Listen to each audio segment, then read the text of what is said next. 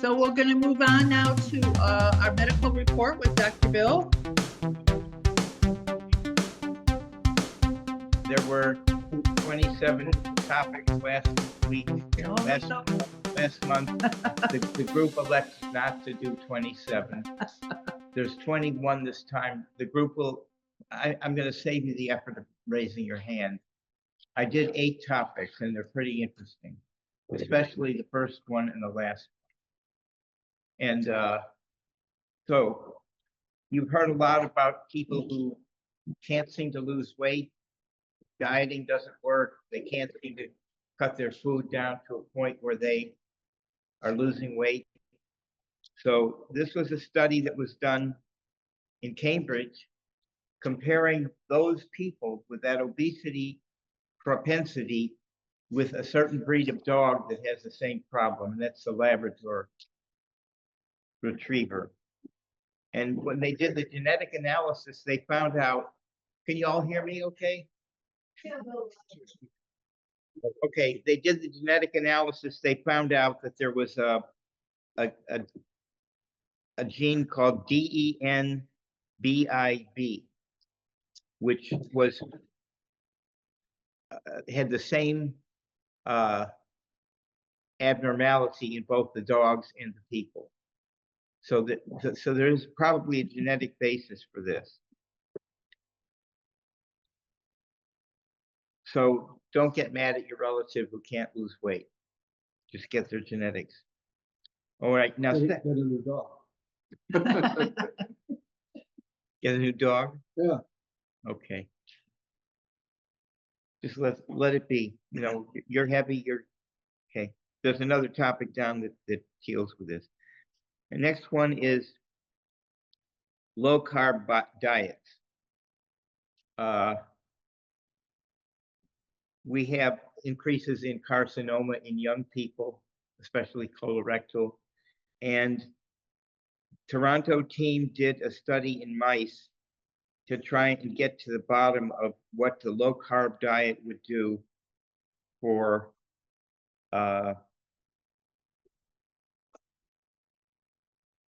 with regard to colorectal cancer. So what they did was they got 3 diets set up: low carb diet, normal diet, and then what they call the Western diet, which is too much of everything, sweet, fat, you know, all that. And they took 3 types of bacteria to study in relation to this. One was E. coli, which most people have heard of. Another one was called Bacteroides fragilis. Third one is Helicobacter hepaticus. You don't need to remember those. It's not going to be in the test. So they did the 3 diets for the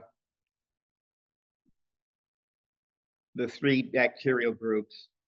And what they came up with was that the low-cal diet and a certain E. coli did lead to a propensity, an excess of patients with mice with colorectal polyps. The colorectal polyps are on the pathway towards carcinoma.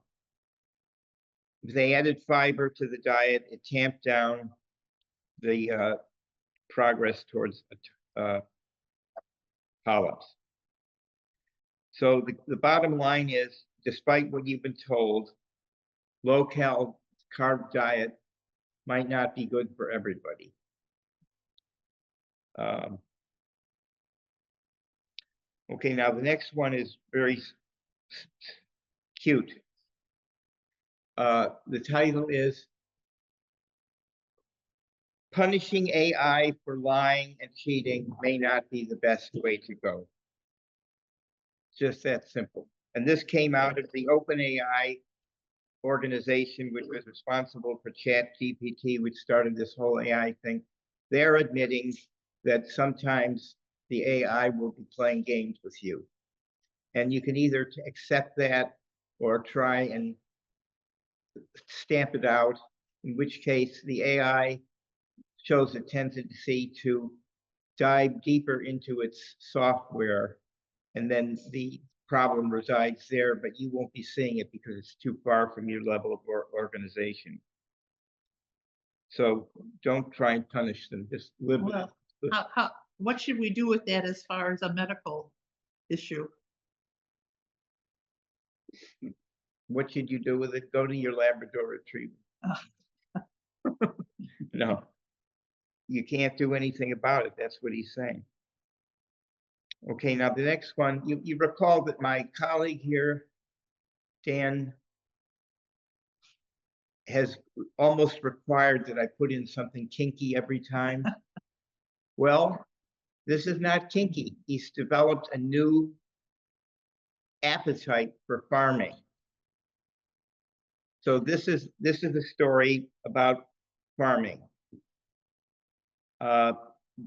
They were advocating for something called no tillage farming. Tillage is the industrialization of farming, where you send a big machine through and you rip up the soil and you plant the seeds.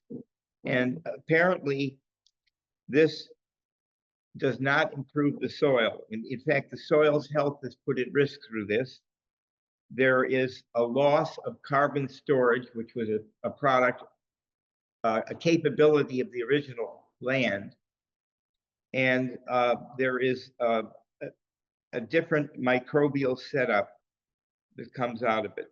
So the soil becomes exhausted if you do tillage every season, and eventually it's not productive. So they're talking about no tillage farming. And it worked in China. Doesn't that make you feel better? Dan, it worked in China. It's worked here as well. Okay. Okay, now cancer reversion to normal. This was done at an organization called KAIST, which is a South Korean organization, Korean Institute for Advanced Studies in Life and Science and Tech. And there's a corporate relationship with something called ESCO, E-S-C-O. What they did was they studied extensively, again in mice, and they studied their genetics extensively, and they found 3 genetic master regulators that had to do with development of cancer. And they found out that if they put these agents back in, so they're not muted and they're not missing, then the cancer cells could revert to normal. And so they have some capability of repressing. Trials done in mice, and the lead researcher's name is Kwon Hyun Cho. If this turns out to be something that other people get a grip on, he will become a Nobel laureate. And otherwise, they'll just say, well, you know, you're reading all these junky articles. What do you expect to come out? Okay, now here's something that everybody in this room has dealt with at one point or another. Either you've done something about it or you haven't. It's how you take your shower. When we finally get our nerve up and we take the shower, we expect to get a lot of innate satisfaction from this. You scrub yourself with a soap. You have the warm water washing you. The smell of fragrances put in the soap. It turns out that all of these things are actually harmful unless done in very small doses. So in order to make the case, apparently the biologists really all know this, and they're wondering why other people can't figure it out. So got an authority at Mass General Hospital, which is Harvard Medical School, Memorial Sloan Kettering, and the Cleveland Clinic. Pretty high level personnel. And just to make sure there's enough class there, they went to Winchester, England, and they included them in the study.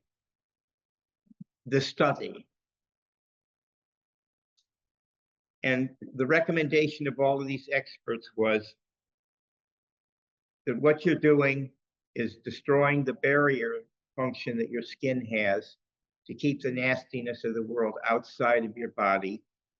The soap does it. The additives do it. Too much hot water for too long does it.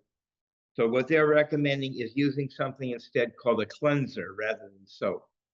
Cleanser is not a terminology I was familiar with, but they named some support from CeraVe and Aveeno. These are names you'll see on the shelf in the drugstore and also at Walgreens. I checked it out. So if you avoid the cleanser that has smelly additives in it, and you use it in conjunction with moderate water heating, you will save your skin. And this is something that we should all do differently. I've never used a cleanser. I'm going to step forward and take a bold movement. They said that the cleansers, as with soap, could be foamy or not foamy. Say, avoid the foamy ones. Foamy, Foamy. F-O-A-M-Y. Not phony, P-H-O-N-E-Y. Not family either. Foamy. Okay, we're getting toward the end now. This is about the chubby guys again. So what they found was 1,200 patients were entered in the study, and they found that if you have a higher BMI in early adulthood, this leads to better mental configurations. Body mass index. Body mass index, chubbiness is better than not chubbiness. 1,200 patients followed for several decades. And so they said that this phenomenon emerged primarily among males and blacks. Sorry for the females.